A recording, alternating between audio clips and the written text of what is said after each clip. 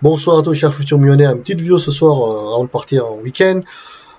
Pourquoi je veux parler de la bourse, le DAX 40 et le Dow Jones et le Bitcoin pour vous montrer la corrélation entre la bourse traditionnelle et le Bitcoin maintenant, d'accord.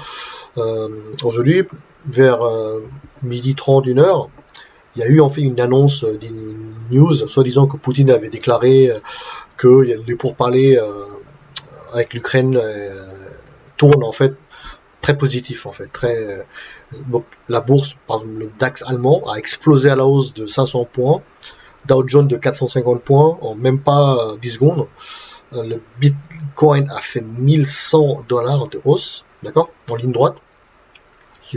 C'est pour vous montrer la corrélation, vous voyez, la corrélation entre entre le Bitcoin, Dow Jones, DAX 40 et bien sûr le CAC 40. Pourquoi?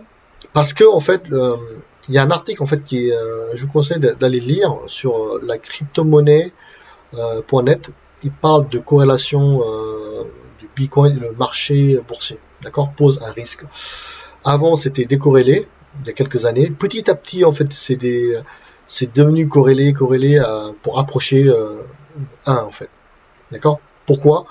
Parce que c'est devenu en fait. L'article explique que au fil des années, en fait, il y a des professionnels qui ont investi dans la crypto-monnaie, les institutionnels ont investi dans des exchanges, ont investi dans Bitcoin, par exemple, MicroStrategy, etc., etc. D'accord. Et les professionnels comme sur le marché traditionnel, ils font quoi?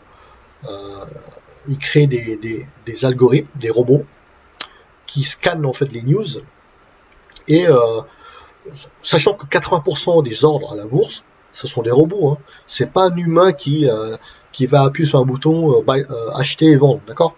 80% c'est des robots qui achètent et qui vendent. Forcément, les algos ont scanné les news positives, etc. Ukraine, boum, ligne droite, ils ont acheté directement, acheté, ça a poussé tout à la hausse. Ce qui m'étonne, c'est le BTC avec cette news a également explosé à la hausse comme tout le monde, comme DAX 40, Dow Jones, etc. D'accord. Ce qui est risqué parce que dans le sens où si la bourse s'effondre, ce qui est une probabilité élevée, parce que c'est tellement pour moi élevé, la Dow Jones, le DAX, etc. Bah, si la bourse s'effondre, on risque d'avoir le Bitcoin à descendre beaucoup plus bas, d'accord. Mais il y a des jours que le Bitcoin ne suit pas la bourse, d'accord. Il y a d'autres jours, le BTC est monté, la bourse a chuté, d'accord. C'est pas tout le temps corrélé, mais en général, c'est devenu corrélé positif à la bourse. Mais la corrélation, elle est pas statique, elle peut être dynamique, c'est-à-dire que ça peut changer au fil des années, d'accord. Je n'en sais rien. Peut-être que dans 1 an, ça sera décorrélé, d'accord. On n'en sait rien, je peux pas garantir, on peut pas savoir. Et, mais pour l'instant, c'est corrélé. Généralement, c'est corrélé à la bourse, ce qui est vraiment flippant un peu. Ça fait un peu peur dans le sens où si vous êtes comment dire, investisseur à court terme à BTC, bah, si la bourse s'effondre, bah, le prix du Bitcoin s'effondre. Mais si vous êtes investisseur à long terme à Bitcoin, faire du DCA par exemple, c'est pas un conseil d'investissement, mais faire du DCA, c'est dollar cost average, vous le holdez à long terme, euh, peu importe. Peu importe la volatilité, la chute du up et du down, si vous êtes investisseur à long terme, vous voyez. Mais pour quelqu'un qui fait du trading à court terme, BTC Bitcoin, si la bourse s'effondre, bah, le Bitcoin suivre. Mais l'avantage, maintenant que c'est corrélé, vous pouvez, comment dire, anticiper le sens, d'accord. Suivant. Vous savez que on est, parce que il n'est pas facile, c'est vrai qu'il n'est pas facile de prédire le sens de la bourse, mais il y a des jours où vous pouvez savoir, en regardant l'ambiance, les news, etc. Vous pouvez prédire le sens, d'accord. C'est pas tout le temps facile, mais il y a des jours, c'est très clair le sens du CAC 40, du DAX 40, etc. Donc maintenant, sachant que c'est corrélé, vous pouvez anticiper également le sens du BTC. Vous voyez, il y a des avantages, il y a aussi des inconvénients. Parce qu'avant c'était décorrélé, etc. C'était quand même beaucoup plus dur de prédire le sens du BTC, d'accord. Mais ça veut pas dire que, par exemple, c'est corrélé aujourd'hui, ça veut pas dire que demain, lundi, ce sera corrélé. Ça peut être décorrélé pour à court terme et après recorrélé après. Oui, c'est un peu compliqué à voir, mais en général, c'est devenu corrélé. Et ce qui est, voilà, ça fait partie de la finance maintenant, parce qu'il y a beaucoup d'investisseurs professionnels qui se sont lancés dans le Bitcoin et voilà, c'est pour ça qu'il faut avoir un portefeuille diversifié, d'accord. L'or est monté à 2078 pour après recorriger, mais le fait d'avoir un portefeuille équilibré, diversifié, normalement vous devez, si vous avez fait un bon portefeuille équilibré, vous devrez couvrir et hedger la chute, d'accord, la chute de la bourse, d'accord, etc. Et autre chose que je voulais vous montrer, en fait, en parlant de corrélation, etc., j'avais vu en fait Michael Lewis, en fait, il avait écrit un bouquin, un livre sur la bourse. Il disait que la bourse était truquée. En fait, il explique pourquoi c'est truqué, d'accord. On va voir ça, en fait. Voilà, c'était Michael Lewis. On va voir ce qu'il dit. It literally fixed the markets in their favor. Here's more from Michael Lewis. The insiders are able to move faster than you. They're able to see your order and play it against other orders in ways you don't understand. They're able to front run your order. What do you mean front run? It means they're able to identify your desire to buy shares in Microsoft and buy them in front of you and sell them back to you at a higher price. It all happens in infinitesimally small periods of time. No, why are we...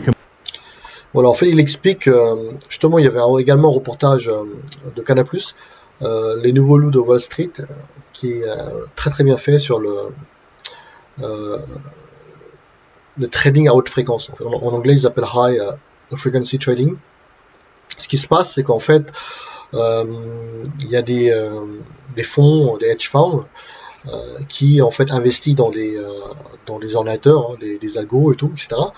Et en fait, ce qu'ils faisaient, c'est qu'ils plaçaient leur computer, leur ordinateur proche des exchanges, d'accord. Du coup, ça leur permet de balancer des ordres à des vitesses beaucoup plus vraiment rapides et pouvoir en fait acheter avant tout le monde telle ou telle action. En plus, dans le reportage en fait de Canal+, ils expliquaient que en fait le high frequency trading, il y avait beaucoup de manipulation et comment dire, de manipulation du prix en fait. Des fois, ils balançaient des ordres d'achat. Après, ils les annulaient à la nanoseconde après, vous voyez. C'est par des algos de trading hyper rapides. Du coup, ça truque en fait le marché en fait. C'est pour ça que il y avait un débat à l'époque sur le high frequency trading. Est-ce qu'il faut l'interdire ou pas, etc. C'est pour vous montrer la manipulation possible en fait à la bourse. C'est pour ça que Michael Lewis avait dit le stock est truqué, hein, parce que c'est les gens qui ont des computers, des algos hyper puissantes et tout, capables de prédire un peu le sens, d'anticiper ce que vous allez acheter, etc. En analysant les news, les datas partout dans le monde, ils peuvent savoir est-ce que il y a une demande sur tel ou tel titre, etc. Vous voyez, donc c'est pour ça que c'est Michael Lewis avait dit oui, mais la bourse est truquée en fait finalement, d'accord. Forcément, c'est un groupe de fonds, etc., qui ont le pouvoir de faire bouger le marché, d'accord. Également, forcément, ce qui se passe à la bourse, ça se passe également sur le marché de la crypto-monnaie, Bitcoin, d'accord. On parle des baleines, etc., qui ont les positions, qui détiennent beaucoup de BTC depuis des années. Et forcément, elles peuvent influencer le marché à la hausse comme à la baisse, d'accord. Le but, lorsque vous faites du trading, c'est pas d'influencer le marché. Vous n'avez pas le pouvoir d'influencer le marché. Le but, c'est de rentrer au bon moment dans le train, comme à la bourse traditionnelle, d'accord. Vous êtes un petit joueur, vous Vous n'avez pas des milliards pour influencer le marché, d'accord? Mais les gens qui possèdent des milliards, ils peuvent influencer le marché. Comme également sur le marché des forex, le marché des devises, c'est des cartels, d'accord? Qui en fait qui gèrent le FX, les devises, et qui peuvent influencer les cours de telle ou telle monnaie, etc., à la hausse comme à la baisse, d'accord? Voilà, donc c'était un petit aparté sur la corrélation du Bitcoin, également la manipulation de la bourse via les high frequency trading, le trading à haute fréquence. Donc ça fait quelques années qu'on en parle, qu'on parle de ça. Maintenant, on va venir à la réglementation des cryptos. Maintenant, c'est pour 2022, c'est clair. Aux États-Unis, il y a Biden qui a fait un ordre exécutif, etc., pour réguler les cryptos, etc. D'accord. Et lundi 14, il me semble que l'Union européenne va voter enfin un texte en fait pour réguler un peu le marché de la crypto. Au début, en fait, ils voulaient mettre les activités de mining en fait, et donc ils ont finalement enlevé, ils ont fait une nouvelle version en enlevant en fait tout ce qui est l'activité de mining. Et donc c'est à suivre. Le problème de la régulation, ça peut être positif et négatif également. D'accord, ça dépend du degré. Comment ils vont faire? Est-ce qu'ils vont interdire? Est-ce qu'ils vont faire? Comment ils vont tolérer? Vous voyez, c'est un peu. Il faut vraiment suivre ça lundi. Donc, est-ce qu'ils vont tuer l'innovation, le marché de la crypto, etc. La blockchain, je n'en sais rien. Il faut vraiment suivre ça. Bien sûr, le but des banques centrales maintenant, de l'Union européenne, ils vont créer leur propre monnaie. L'euro digital, numérique, en utilisant la blockchain et géré par la banque centrale, etc.